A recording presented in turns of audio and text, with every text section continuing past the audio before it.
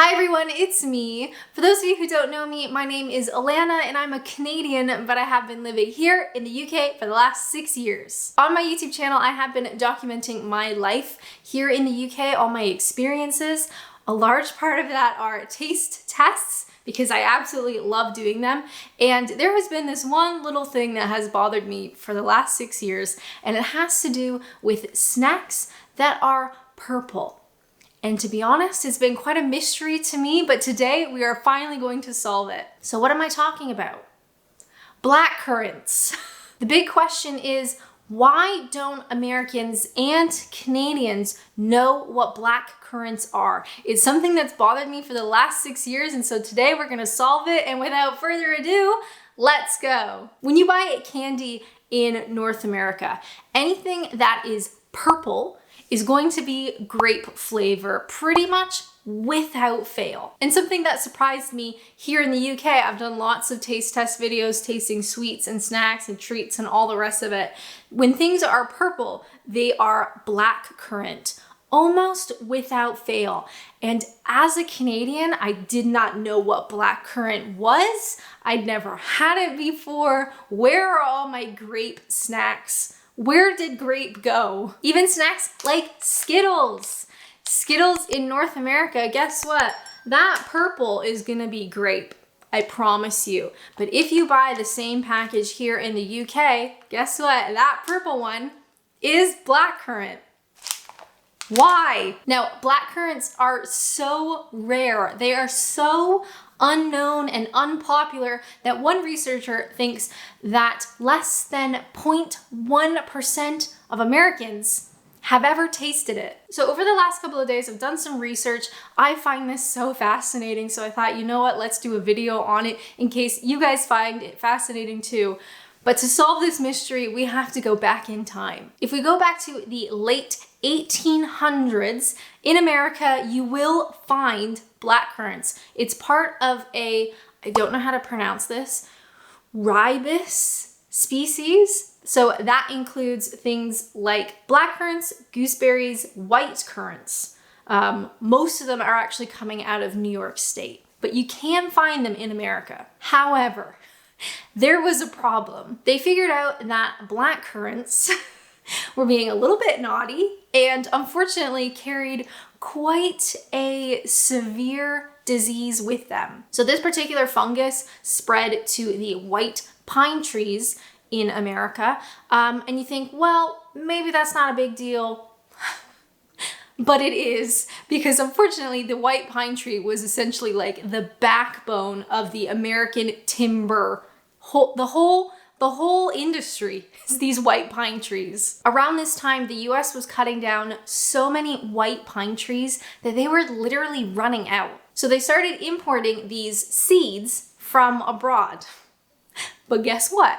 The seeds from Europe were also infected with this fungus. So it wasn't good enough just getting rid of blackcurrants. They also had to make sure they didn't bring in these infected pine tree seeds. So the US, in a little bit of a predicament, had to decide, do we go for these blackcurrants? Maybe it's the new biggest thing. I don't know, maybe they're nice. Who knows at this point? Or do we go for the white pine trees? And based on their economy, based on their need and demand, they said, we gotta have the white pines.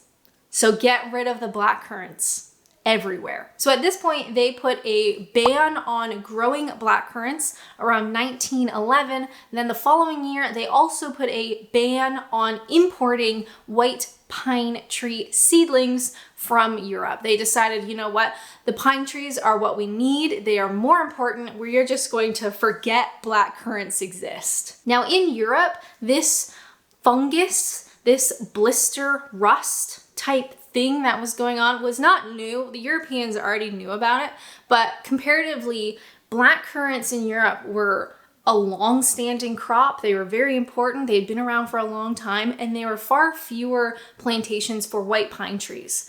So Europe decided, you know what, the white pines, we don't really need them, but we really want blackcurrants. Where the US was the opposite, and they said, let's keep the pine trees, but just forget about blackcurrants. Just erase them from your memory. Today, Europe produces 99.1% of the entire world's currants. Now, this number includes black currants, white currants, gooseberries, all that kind of stuff. But 99.1% of all currants come from Europe. And 2/3 of all black currants in Europe are actually created for juice. In the UK, blackcurrant squash mixed with water was hugely popular, and it still is. For all my North Americans, when I say squash, I don't mean like actual squash. I mean like juice concentrate mixed with water. So here in the UK, they say squash. That's a whole separate topic. But this drink was really popular during World War II to prevent scurvy. Yes, I'm not joking, because the German assaults were basically blocking importation of citrus fruits. So the British public started drinking quite a bit of blackcurrant squash mixed with water to prevent any illness or sickness or scurvy. And do you know what that's called today? That's Ribena.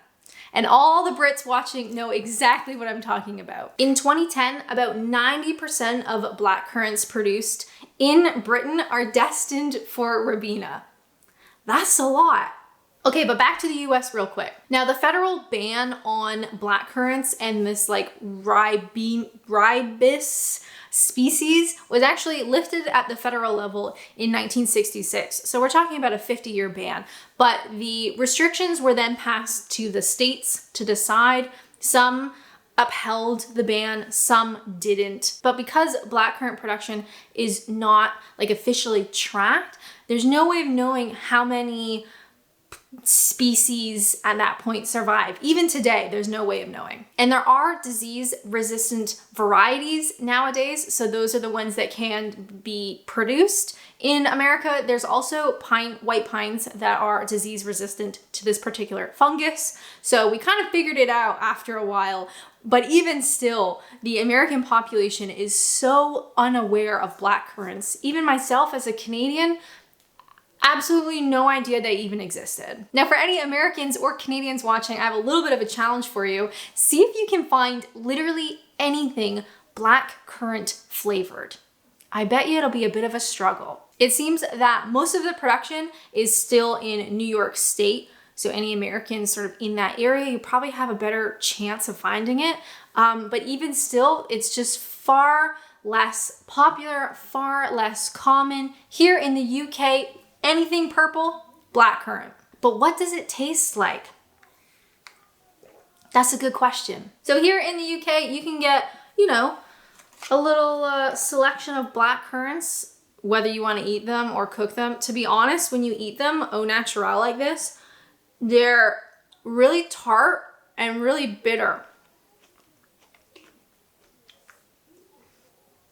Yeah, pretty strong, to be honest. But of course, the big blackcurrant taste is coming to us from Ribena. Or we also got some Robinson's real fruit squash. So any Americans watching, this is what I mean when I say squash. It's like juice concentrate that you mix with water. It's categorized as a concentrated, low-calorie blackcurrant soft drink with sweeteners, but you do need to mix it with water. Do not drink this straight, okay? Been there, done that, won't do it again. But when blackcurrant is used in these situations, it's obviously not bitter, it's sweetened. It's kind of hard to describe what it tastes like. Any British people watching, I'd love you to leave a comment. How would you describe the taste of blackcurrant to someone who's never had it? It tastes purple. I don't know, it tastes fruity, but it's obviously very sweetened. That's really not helpful at all, is it? Like I mentioned, Skittles, the purple one is blackcurrant here, which always throws me, to be honest. We also have things like this blackcurrant spread. So this is a reduced sugar jam. This brand is really well known. I love their packaging, to be honest. Tip Tea, Essex, England. This particular product has I call it the royal seal, but it has technically a different name. But it indicates that the royal family has bestowed their their seal to this brand, to this product, because it's something that they use. So, I mean, even the Queen uses it. So maybe you have, I don't know, a piece of toast with your tea in the morning and you want to put some blackcurrant on it. Fair. Not a bad choice. And we also have sweets. Now, if you go to the sweet aisle, you walk up and down that aisle, buddy, you are not going to find anything grape. I almost promise you're not going to find anything grape, but purple, blackcurrant. These are like a sweet, obviously, a very popular known sweet for any Brits watching. They know this brand. It's very recognizable. This particular package is only the strawberry and blackcurrant varieties. So you can get it traditionally with like all the different colors, like Skittles.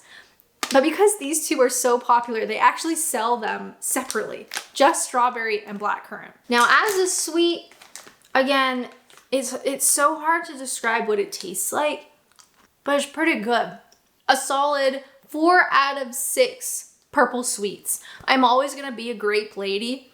I don't know why. It's just ingrained in me. Blackcurrant is still like, it's good, but I miss grape. Now, a couple of months ago, I went back to Canada, where I'm from, and I got the flu so bad, I thought I was going to die. And I can't tell you how many lozenges I suffered through. A lot of lemon, a lot of cherry, you know, any North Americans watching, I probably consumed my body weight in throat lozenges. Now, if you ever get sick here in the UK, can I offer you some blackcurrant lozenges? Yes. Just like with sweets and snacks and treats, even like medicine can be flavored blackcurrant. These are not medicated. These are just like Hall's soothers. So like if you have a dry throat or whatever, but they are blackcurrant. So I remember when I first moved here, I got ill, as you will do, and I went to the pharmacy. I stocked up on lozenges. They were purple, so I expected grape, and then I tried them and was very surprised. So even medicine or lozenges or Hall's soothers come in blackcurrant. It's that popular. Hi.